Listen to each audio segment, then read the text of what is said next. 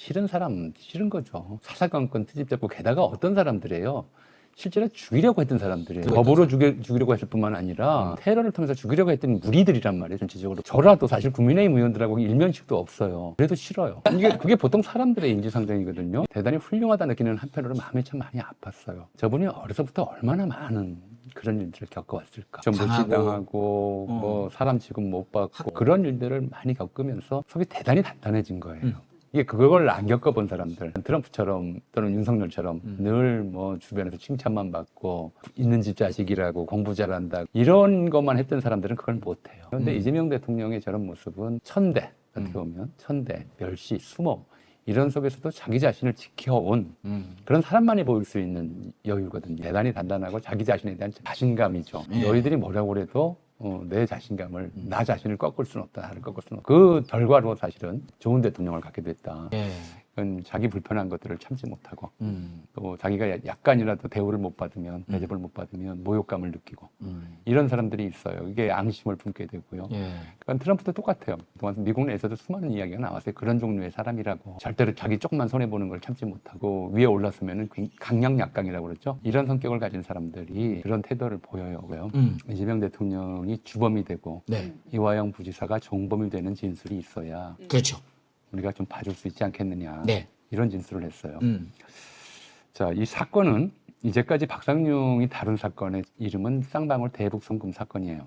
녹취 파일이 공개됨으로 해서 이 사건의 명칭은 바뀌어야 돼요. 이재명 모해 위증 교사 사건이에요. 박상용이 종범이 되고 다른 사람이 주범이 되는 진술이 있어야 자기 죄를 덜 수 있어요. 그래서 이렇게 시키는 대로 했을 뿐이에요 라고 해야 자기 죄를 덜 수가 있어요. 아유, 속 시원하다. 그런데 안 해요. 안 하고 자기도 무죄라고 계속 주장을 해요. 얼핏 이제 이게 나 혼자 했겠냐라는 식의 얘기를 하면서도 윗선에 누구 지시를 받고 있는지를 구체적으로 진술을 안 하고 있어요. 왜 그럴까? 그 얘기를 하는 순간 위에 놈도 죽지만 자기도 끝난다는 거. 왜 끝날까요? 그 아직도 권력이 살아있는 걸까요? 그렇죠. 아. 이 사람들이 보는 세계가 좀 다르죠. 조폭의 윤리라고 하는 게 있어요. 나라를 배신하고 인륜을 배반하는 한이 있어도 조직은 배반하지 않는 사람. 조직의 쓴맛, 조직의 뜨거운 맛 이런 것 때문에 조직은 배반하지 않아요. 그리고 조직이 그걸 뒤를 보살펴준다는 믿음. 이 조폭의 윤리거든요.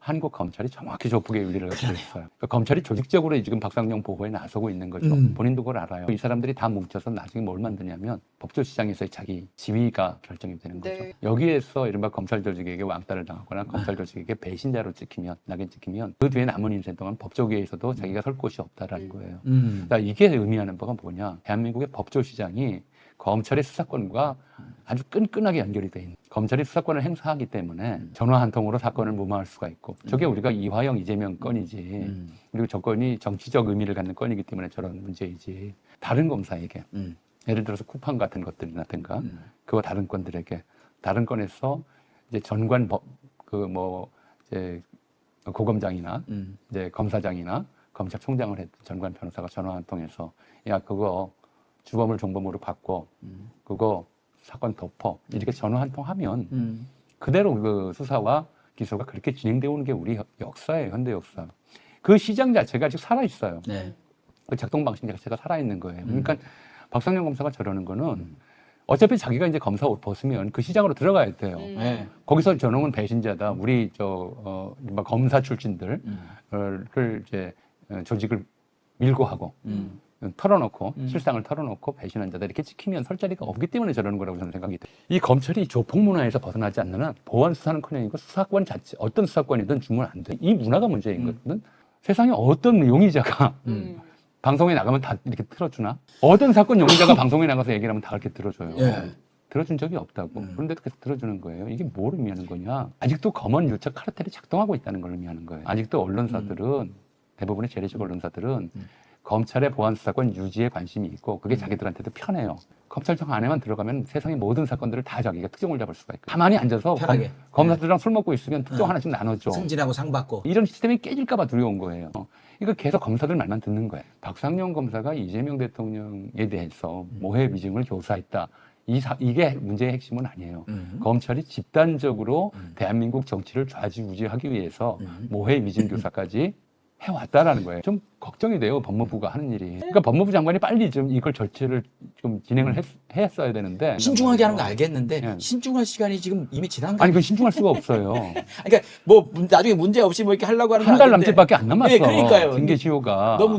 너무 오래 우리가 대한민국 저런 식의 모해 위증 교사범조차도 파면을 못한다. 만약에 저게 사실이라면 그게 대한민국의 그 법치 국가인가. 여전히 똑같다. 정권은 유한하지만 검찰권은 무한하다. 예컨대 형사소송법에서 보안수권이 남기만 한다면 이런 정도의 기대 네. 이런 것들을 아직도 가지고 있기 때문에 저런 좀 태도가 나오는 게 아닌가. 네. 91년도 3당 합당 당시에 의석 분포수가 210여석 대 80석도 안 됐다고. 네. 그리고 당시 신한국당은 최고 지지율이 93%까지 올라갔었어요. 야. 거기에서 출발한 거예요. 거기에서 30년 동안 꾸역꾸역 나오면서 그냥 1%, 2%씩 지지층을 늘려온 것밖에 안 돼. 이재명 대통령이라고 그 지지층을 갑자기 10%, 20%씩 못 늘려요. 예. 헌정사 이래로. 이거 헌정사 이래로 대한민국 대통령 중에 영남 출신이 하는 사람은 딱 둘이에요. 김대중 대통령과 이승만, 황해도 사람이에요. 이게 지역 감정이라면 네. 호남 출신 김대중을 지지했던 지역 감정이라면 네. 호남에서 노무현 찍을 리가 없고 문재인 찍을 리가 없고 맞아요. 네. 이재명 찍을 리가 없어요. 거긴 이제 지역 감정이 아니에요. 민주주의라는 이제 가치 이걸 통해서 우리 지역 사람 아니라도 찍는다. 근데 거꾸로 보자. 대구에서도 그동안 이제 대구 출신들인데도 불구하고 민주당 간판 나오면 다 찍었어. 이건 이제 호남 혐오라고 보는 것이 이분들이 볼 때는 이 대구 사람이면서 경상도 사람이면서 민주당에 들어가면 이건 배신자를 보여요. 민주주의나 이런 것들이 관계가 없어요. 이재명 대통령이 안동 사람이고 문재인 전 대통령이 월남민의 자식이지만 어쨌든 경상도 사람이고 네. 노무현 대통령도 경상도 김해 사람이고 네. 다 배신자로 보이는 거야. 그러니까 김부겸 전 총리가 대구 출신으로서 민주당에서 그동안 배신자 낙인이 많이 찍혀 있었단 말이에요. 네. 쭉 배신자였구나. 낙인 찍혀 있었는데 이제 이번에는 좀 찍어줘야 되겠지 하는 여론이 50% 정도 나오는데 저는 그거 저기서 한 20%는 빼야 된다고 봐요. 실제로는 투표 당일에 가면은 저렇게 여론조사에 응답했다가도 투표장에서 아직도 사실은 투표 결과를 낙관하기는 좀 어렵다는 생각이 들어요. 좀 시체말로 콩가루 집안이지 저게 무슨 당이야라는 말이 나올 정도로 좀 엉망이잖아요. 네. 저 같은 경우에는 프로야구에 응원하는 팀이 없어요. 그러니까 프로야구에 응원하는 팀이 없다는 얘기는 무슨 뜻이냐면 프로야구에 관심이 없다는 뜻이야. 이런 사람들을 지금 언론에서는 중도층이라고 불러요. 엄밀하게 말하면 무관심층이에요. 무관심층을 중도층이라고 부르는 거예요.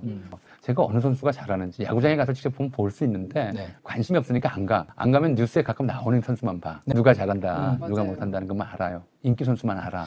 이 무관심층의 정치 의식에 굉장히 강한 영향력을 행사하는 것이 언론이에요. 그렇죠. 그동안 재래식 언론이 그런 걸로 이제 재미를 봐왔어.